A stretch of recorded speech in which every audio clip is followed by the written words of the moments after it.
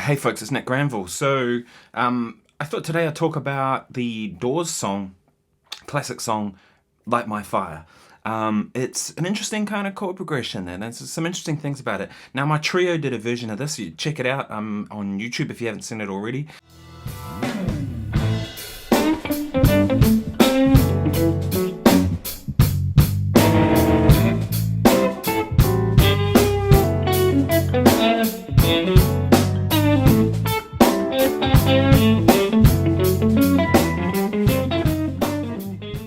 But there's some interesting things that comes up with this song. And I remember talking to a friend of mine who works at a university, and he was saying that he used it as an example for students to see whether they could actually play changes or not. So I thought I'd discuss a couple of ways to approach it today. So the chords in the first section, at least, the A section of the melody, are A minor. So it can be A minor 7, A minor 6, whatever kind of. It's A minor is the flavor, right? And the next chord is F sharp minor. Right? So those two chords don't relate to each other. They're completely different. You can't play A minor over the whole top top of the song because it doesn't work. You can't play F sharp minor over the whole progression because it doesn't work either. You have to play each chord change. So there's a couple of approaches. First thing you could do, you could maybe play pentatonic if you know that, right? And then when it goes to the next chord, you would play F sharp minor pentatonic. I'll show you what that sounds like.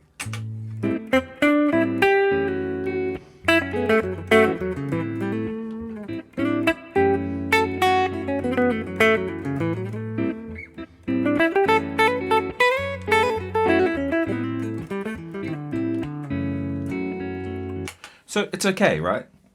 But you notice there that probably what's happening with my phrasing is I was tending to go, A minor is its own distinct thing and F sharp is its own distinct thing, when really it should be like carry a melody through.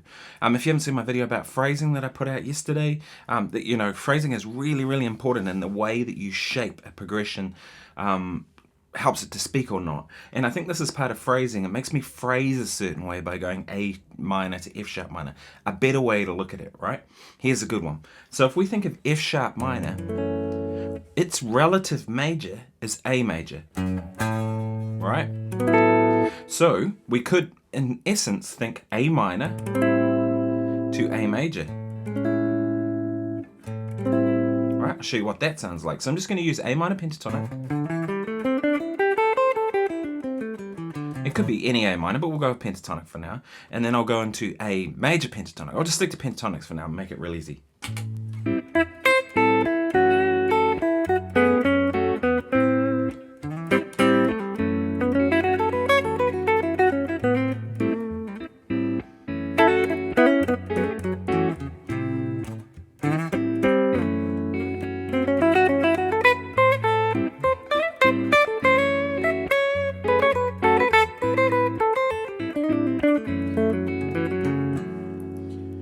So you see there, I couldn't help but throw in a few extra little things. This kind of just, you work on these things all the time and they just become part of your playing, which they have for me.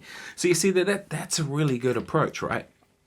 So a way to go about learning that and incorporating that into your playing is to start by just doing a position like say A minor pentatonic here.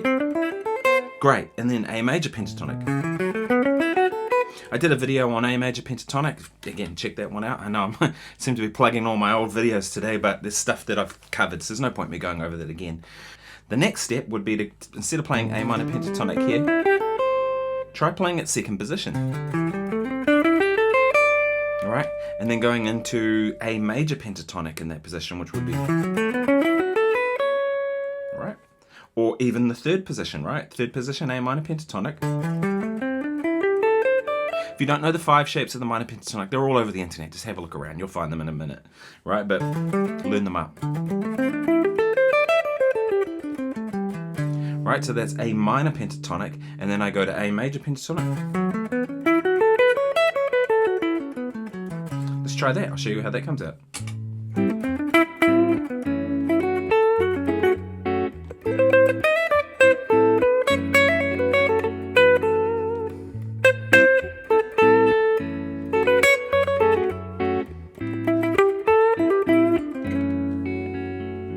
So you can hear it's quite a simple way of kind of spelling out those two chord changes. Now the second half of this tune is pretty straightforward. It's G, A, and D for the most part. which all fit is really just 4, 5, 1 of the key of D, right? So we won't go over that today. We'll just deal with this first bit. Right, so another thing to look at too is to maybe consider, like, what are the notes that work on both chords, right? So an A minor chord, well, I know an A note's going to work on it, right? Pretty self-explanatory. It's going to work on, right? It's in both chords, so an A note is a good choice.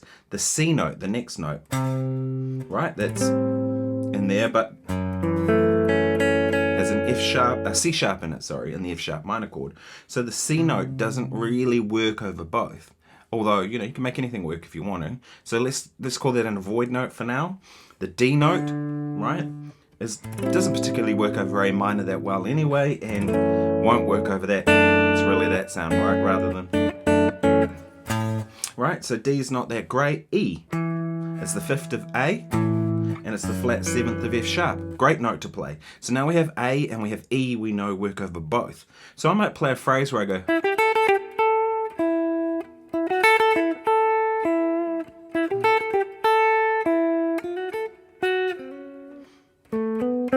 See, there I kind of pivoted on that A and the E note. I've talked about target notes before, so something worth considering. So it's essentially what we're looking at. E, and then the last note is the G note. Well, that's going to work on the A minor, but it's not going to work on that with flat 9 sound. So really the A and the E are the two target notes. So I'm looking at those as target notes that I can sustain across both chords, right? But what about notes that are like the notes that are the juicy notes, right?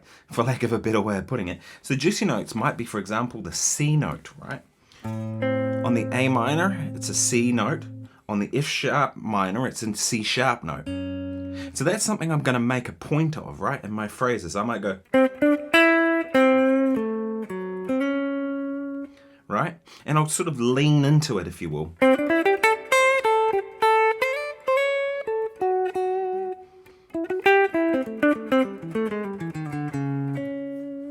You see, I mean, I can't help but put in some sort of jazzy-ish type things.